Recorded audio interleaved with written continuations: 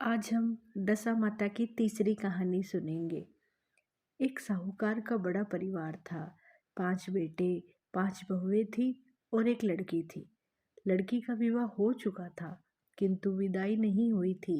इस कारण लड़की अपने माता पिता के घर में ही रहती थी। एक दिन साहूकारनी दशा माता के डोरे लेने लगी, तो बहू ने भी डोरे ले लिए। उन्होंने सास से पूछा कि क्या ननद भी डोरे लेगी? तो सास ने कहा हाँ लेगी। तब वे बोली कि अगर उनकी व्रत के पहले विदाई हो गई तो सास ने कहा कि मैं पूजा का सारा सामान उसके साथ में दे दूंगी, वह अपने घर जाके पूजा कर लेगी। लड़की ने दशा माता का डोरा ले लिया, परंतु पूजन के पहले ही उसके ससुराल से उसके पति उसको लेने के लिए आ गए। माता ने विधि पूर्वक लड़की की विदाई करी और पूजा का सारा सामान रख दिया। जब वह अपने घर पहुंची तो पास पड़ोस की स्त्रियां नई बहू को देखने के लिए आई। सब लोग उसकी प्रशंसा कर रहे थे, तो किसी की नज़र उसके डोरे पे पड़ी और वह बोली कि बहू की माँ बड़ी टोटका पसंद स्त्री है। इतना जेवर होते हुए भी 2 तागे सूत के उसके गले में क्यों पहना दिए? सास, ननद, देवरानी, जेठानी, घर की सभी स्त्रियां बैठी तो उसी डोरे की निंदा कर रही थी।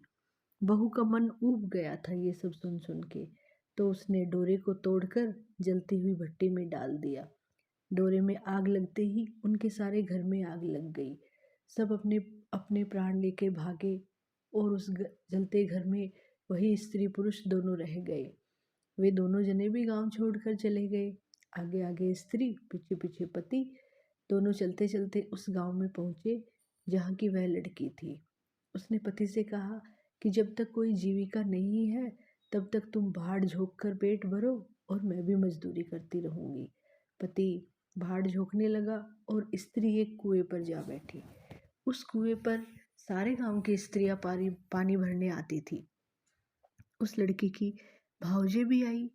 उसे वहां बेहाल देखकर बोली कि बहन, तुम किसी भले घर की लगती हो, यहाँ कैसे बैठी हो? किसी के यहाँ काम करोगी? तो लड़की बोली अवश्य करूंगी, परंतु न तो नीच नीच की टहल करूंगी और न खराब खाना खाऊंगी। बड़ी भावज बोली कि हमारे घर में तुम्हारे लिए नीच काम नहीं है। जब से हमारी ननद ससुराल चली गई तब से हमारे बच्चे बड़े परेशान रहते हैं। तुम बस उन्हीं का ख्याल रखना और उनको खिलाना। वो लड़की राजी हो गई। तो स्त्रियां अपने घर गई और अपनी सास से बोली कि माता जी, कुएं पर एक दुखिया लड़की बैठी है, वह हमारे यहाँ तुम्हारे पोतों को खिलाने के लिए तैयार है।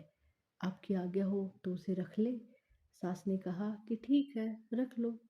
वे बावजे जब दूसरी बार पानी भरने गई तो उस दुखिनी को अपने घर ले आई। वह अपनी भावजों के बच्चों को खिलाती और खाना बनाकर जीवन निर्वाह करने लगी। फिर से दशा के डोरे लेने का समय आ गया। सास ने कहा कि जब वह घर में रहती है तो उसे भी डोरा लेना चाहिए। तब बहू ने कहा कि ननद जी का डोरा लिया था, आखिर पूजा नहीं हो पाई और उनकी विदाई हो गई। अभी दुखिनी को डोरा लिवाती हो, यदि पूजा होने के पहले यह भी चली गई तो क्या होगा? तो सास बोली कि कोई बात नहीं, कुछ नहीं होगा, यह जहाँ भी रहेगी पूजा कर लेगी। तब दुखिनी ने भी दशा रानी का डोरा ले लिया। 9 दिन तक कथा कहानी होती रही। व्रत पूजन यथाविधि हुआ। 10वें दिन साहूकार की 5 बहुएं और उसकी सास ने सिर से स्नान किया, घर में गोबर से चौका लगाया। चौका पूरा हुआ और पूजा की तैयारी होने लगी। तब दुखिनी बोली कि भाभी, मुझे भी कोई फटा पुराना कपड़ा मिल जाए तो मैं भी स्नान करके आ जाऊं। तब बहू ने सास से पूछा कि हमारे पास ननद की साड़ी रखी है, कहो तो इसे दे दे। सास ने कहा कि दे दो। अपनी पुरानी साड़ी लेकर दुखिनी स्नान करने गई।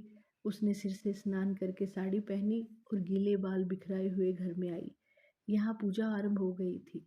वह ज्यों ही पूजा में आके बैठी, एक भावज ने कहा कि यह तो साक्षात ननद की जैसी लग रही है। इस पर सास ने नाराज होकर कहा कि चुप हो जाओ, तुम मुझे कहानी कहने दो, तुम्हारी बातें सुनकर मैं कहानी भूल जाती हूँ। बहुएं चुप हो गई। फिर दुखिनी समेत घर की सब स्त्रियों ने पारण किया। फिर सब एक दूसरे के सिर गूंथने लगी। एक ने दुखिनी से कहा कि आ जाओ, मैं तुम्हारा भी सिर गूंथ दूं। और सिर गूंथते हुए बोली कि जैसे गूंथ इनके सिर में है वैसे ही गूंथ हमारी ननद के सिर में भी थी। इस पर साहूकार ने बोली कि मेरी लड़की अपने ससुराल में सुख देख रही होगी और कहाँ तुम उसकी तुलना इस दुखिनी से कर रही हो। सास ने बहू को तो डांट दिया, परंतु उसकी बात उसके मन में भी घर कर गई। उसने दुखिनी से कहा कि आज रात तुम मेरे पास सोना। रात को जब बहुएं सो गई तो बुढ़िया ने पूछा कि क्यों दुखिनी, तुम्हारे पीहर में कौन कौन है? तो उसने जवाब दिया कि ऐसे ही 5 भाई हैं, 5 भौजाई हैं, आप जैसी माँ है और पिता है। पुनः बुढ़िया ने पूछा कि फिर क्या हुआ?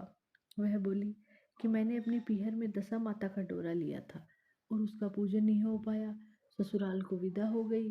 वहाँ स्त्रियों ने मेरे गले में डोरा देखकर मेरी हंसी उड़ाई, तो मैंने उस डोरे को आग में डाल दिया। उसी डोरे के साथ साथ हमारा सारा घर जलकर भस्म हो गया। सब लोग 3 तेरे हो गए। हम दोनों जने भागकर यहाँ चले आए। माता ने पूछा कि तेरा पति कहाँ है? तो दुखिनी बोली कि वह तो बड़बूजों के यहाँ भाड़ झोंक रहा है। साहूकारनी अपनी लड़की को पहचान गई और उसको गले लगाकर रोने लगी। तो उसके रोने की आवाज़ सुनकर पांचों लड़के आ गए। तो बुढ़िया ने कहा कि यह दुखिनी कोई और नहीं, तुम्हारी सगी बहन है। तुम्हारा बहनोई बड़बूजों के यहाँ बाढ़ झोंक रहा है। दशा रानी के कोप से इसकी ऐसी हालत हुई है। सवेरे होते ही पांचों भाई बड़बूजे के घर गए और अपने दामाद को घर लाए। उन्होंने उसे स्नान कराया, उत्तम वस्त्र पहनाए। कुछ दिनों बाद उन्होंने दुखिनी को उसके साथ विदा कर दिया। दुखिनी अपनी दशा पर विचार करती हुई जब ससुराल जा रही थी तो रास्ते में उसे एक नदी मिली जहाँ कुछ अप्सराएं स्नान करके दशा माता का डोरा ले रही थी। उनके पास एक डोरा एक्स्ट्रा था। जब दुखिनी उनके पास पहुंची तो उन्होंने दुखिनी को दे दिया। दुखिनी ने ससुराल जाकर सबको कहा कि तुम लोगों ने पहले दशा रानी की डोरे की निंदा की थी, इसलिए सबका बिछोह हुआ और धन धान्य स्वाह हो गया। अब की बार कोई भी डोरे की चर्चा नहीं करेगा। और सबने खुशी से उसकी बात मान ली। 9 दिन कथा हुई, कहानियाँ हुई। 10वें दिन विधि पूर्वक डोरे की पूजा हुई। 7 सुहागनें नोती गई, मेहंदी से श्रृंगार किया गया, उसका आंचल भरा गया और खुशी रानी से दशा माता की पूजा हुई। दशा रानी ने जैसा दुखिनी की दशा फेरी वैसी ही सब पर कृपा करना। हे दशा माता, सब पर कृपा करना। बोलो दशा माता की जय हो। धन्यवाद।